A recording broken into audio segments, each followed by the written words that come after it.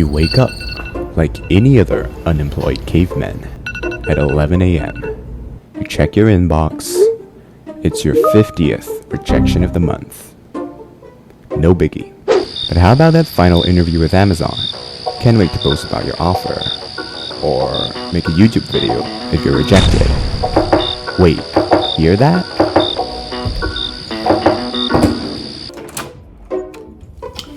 Is that an Amazon package? I didn't order anything. Whoa, what's this? Oh, it's a rejection letter. Okay, that wasn't real. But here's what I really missed out on. I'm a scientist at Amazon. What is your TC? 300K, but I pay all of them to my mentor.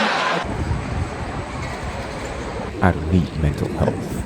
I just need a total comp of about $200,000 for a single vacancy L5 role, not a new grad one, which requires at least 3 years of experience. And I applied for a non-technical position in the privacy ops and compliance team.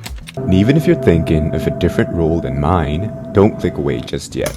I'm here to take you through the hiring process, not just any job or domain-specific content, so you know what to expect for any Amazon interview. And speaking of expectations, did you expect that this video was sponsored by... No one. No one's sponsoring me for this. First things first, how do you even get an interview? Let's head back to September 2024. The white-collar job market's dying, and Amazon is going to ask all its employees to return to office 5 days a week. Amidst this glorious backdrop, I somehow got an internal referral from an Amazon employee. Specifically, I met someone at an event who introduced me to that Amazon friend, who then screened me and said, "Hey, there's an opening in her previous team." This is the key point here. Referrals. Why are referrals so important? Well, that Amazon friend wanted to refer me for 2 positions, same level, very similar requirements. But she couldn't refer me for one of those positions because I had already applied to it some time back, and it was just stuck in the system and never went through to the hiring manager. And now, with an insider connect, my resume actually went to the team that's hiring me. For the vast majority of jobs that we apply to, we'll never be so lucky. I swear that I've rarely gotten a call from jobs with much lower requirements than this one. Not even $18 an hour internships. With Amazon, as far as I know, the hiring timeline is standardized for every role. There's a resume screening, and then a call with the HR, then a call with the hiring manager, and then a final panel. I'm just going to focus on the last one for this video. The panel is typically a 5-hour interview loop with 5 different interviewers. It's usually spread across 1 or 2 days. I personally prefer this over having interviews scattered over multiple weeks. One eternity later. For comparison, I've just completed a full hiring process with another big tech, where over the course of like 3 months, I've had interviews spread across every other week, which means that it's a task that's always on the back of your mind. Amazon also offers a 2 and 5 promise, which means that they give you an update within 2 business days after a phone interview, and within 5 for a panel interview. And in a time when we're all applying to over 1,000 jobs, this is really helpful in just telling us when we should just give up. The final panel typically comprises 5 to 6 folks who are going to be the customers, vendors, and colleagues that you're going to be working with internally. I applied for a privacy documentation role. So I had people from engineering, strategic initiatives, a person who was leading all of these folks. You know, there's nothing special about this. Now enter the bar raiser. There's going to be one interviewer completely unrelated to your team, and it's just there to figure out whether you're a good fit for Amazon as a company rather than the specific team. Amazon states that a bar raiser is an objective third party raising the standard with each hire, who should be better than 50% of those currently in similar roles. Now that's not a low bar. It's almost like they're gradually phasing out that bottom 50% over time. Anyway, in my case, bar raiser was a product manager. I don't have any crazy stories to share except that he kept pressing me for data in my responses. Like, if I shared some past experience, he'd press me and ask, so what's the impact of that on your team? We laid off half the team. How many kids' lives did you save by making that PowerPoint? And did you do it faster than ChatGPT? Okay, I was just exaggerating, but you get the picture. If you aren't used to big tech interviews or never worked in an environment where you've had to measure KPIs, you're gonna need some practice translating your work into numbers.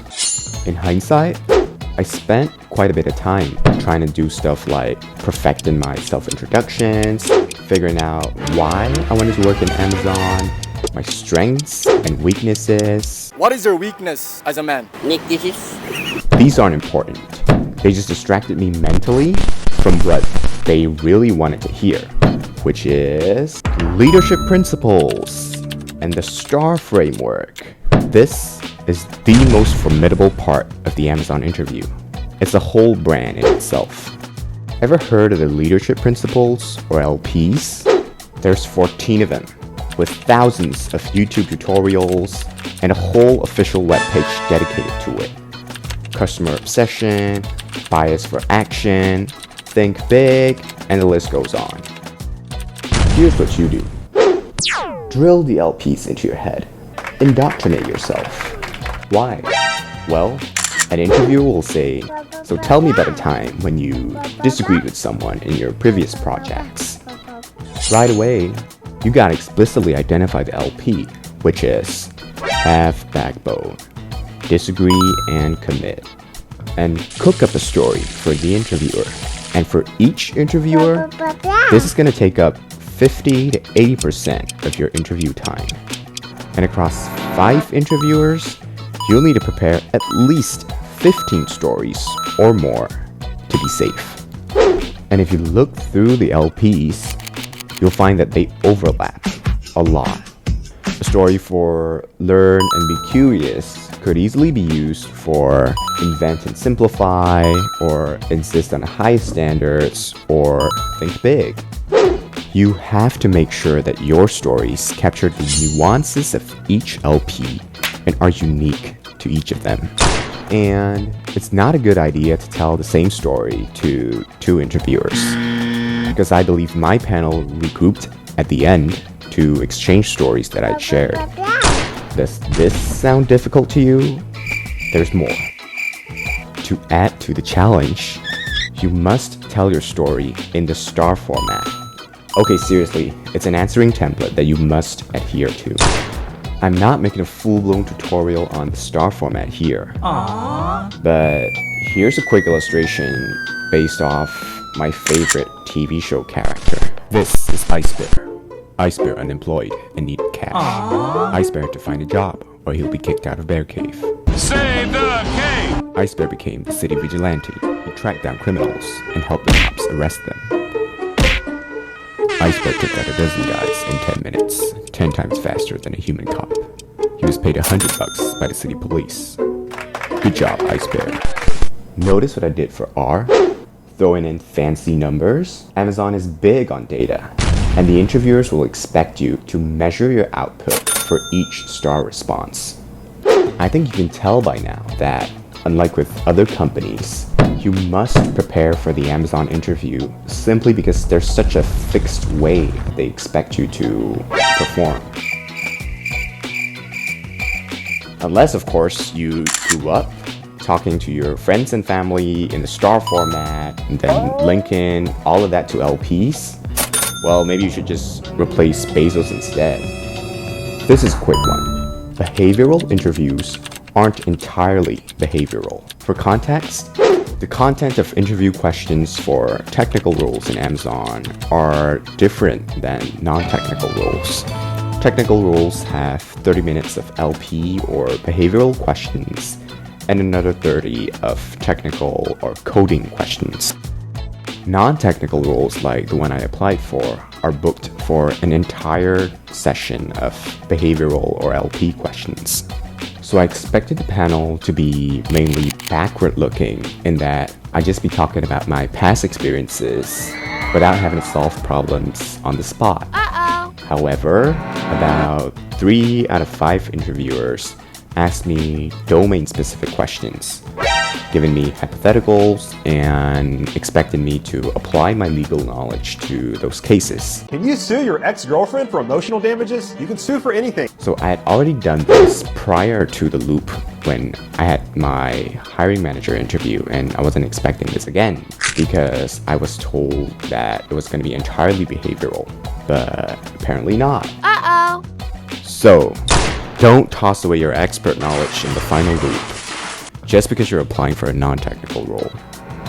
I know it's easier said than done when you've had like 3 other interviews that week and you're like 4 hours into the loop, or you're struggling to pay rent, or just thinking of what to eat for dinner.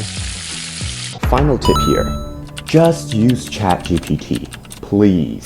This goes without saying, but I think that AI interviews much better than I ever will in my whole life. For the past 8 years doing like senior software engineering, so like coding. Really? Look, you can't be an expert in everything. Oh, hell no! Especially in this job market, when we're all applying for jobs that we're often not an actual fit for. Which means that we need to sell skills that we don't actually have. Lemonade, but we're out of lemon. I work in privacy law, but my skill set lies in policy, not documentation. And this role was a documentation role. My mindset was just to do the interview and learn on the job. You might have 10 years of experience flipping burgers, but what happens when the job requires you to grill chicken and your interviewer asks you for the temperature of oil and the brand of chicken to use?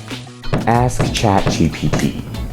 Or be a good kid and admit that you're technically underqualified and chicken out. But let's face it, every one of us learns on the job. If you can handle entire days of interviews, you can handle the same tasks in a 9 to 5. Also, Amazon's 5-hour interviews are tedious, to say the least. I was stubborn. I thought I wouldn't need AI, and soloed all the interview questions without it. And what did I get? So, how exactly did I fail? I sprinkled it throughout earlier. I didn't use ChatGPT, I didn't do any technical prep for the behavioral rounds, but those are the minor reasons.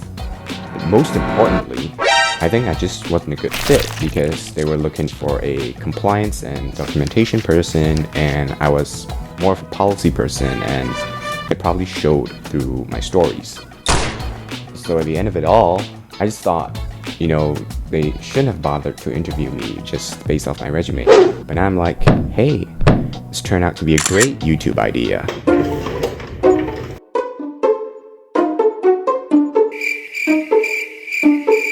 And here's the catch. I wasn't technically rejected. So they told me that I was at the bar, but not raising the bar. What does that mean? So the HR actually offered to set me up with a different team for another 5-hour interview loop for a different role that they thought I was going to be a better fit for. So I did some research and found that this happens in rare cases when Amazon as a company is indeed interested in you, but don't want to offer you that specific role. So I said okay, and guess what? I was ghosted. Life goes on. But on the bright side, I still have my 28-page document with all my stories chucked neatly into the star format, which I can pull up anytime for any interview. outside of Amazon. So that's my story with Amazon. Will I ever get to interview with them again? Nobody knows. But if you're looking for a shot, I hope this video helps you navigate the Amazon game. All the best for your interview. Oops.